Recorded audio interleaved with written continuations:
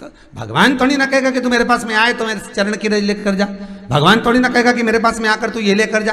भगवान तो कहेगा मेरे पास में आया है, मांगना कुछ मत, बस मुझे जो स्नान कराया है मेरा चरणोदक लेकर जा, छीट दे पूरे घर में, संपदा भरना मेरा काम है। जहां मेरी चरण की रज पहुंच गई वहां संपदा स्वतः पहुंचती है, मैं वहां पहुंच जाता हूं। तो चरणों तक ले जा, पर लोग ले जाते हैं, पूजन करते, कलश भी उंडेलते, जल भी चढ़ाते, पर आते समय खाली लेकर आ जाते। भगवान को इतना बुरा लगता, मेरे दरवाजे से खाली जाए मुझे कितना बुरा लगेगा। जो आए वो भर कर जाए, भले 2 बूंद लेकर आओ पर उसमें चरणों तक थोड़ा सा लेकर अवश्य आए।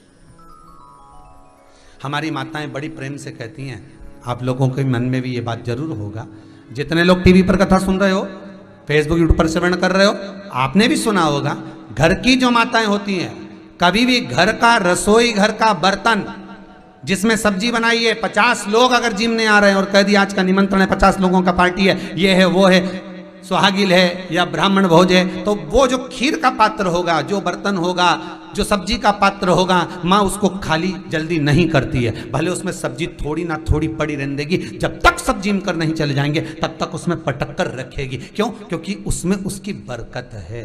उसी तरह जल चढ़ाने के बाद हम जब लेकर आते हैं पात्र के अंदर, ये उसमें उसकी बरकत है। गर्ग संहिता में दूसरी चीज कही, उसको भी समझ लीजिए। गर्ग संहिता में कहा गया, जब आप घर से जल लेकर जाते हो भरकर, तो ये सृष्टि की जितनी नदियां हैं, पृथ्वी पर जितनी नदियां विद्यमान हैं, जितने तालाब, जितने सरोवर, जितने कुंड, जितने विराजमान हैं, उन सारे तीर्थों का जल जब आप घर से लेकर निकलते हो तो वो तीर्थ का संपूर्ण जल आपके कलश में आ जाता है।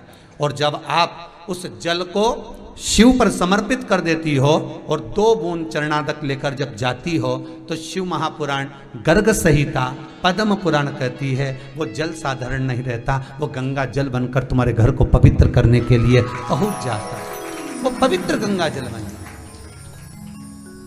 उसको लेकर प्रवेश कर जा, उसको लेकर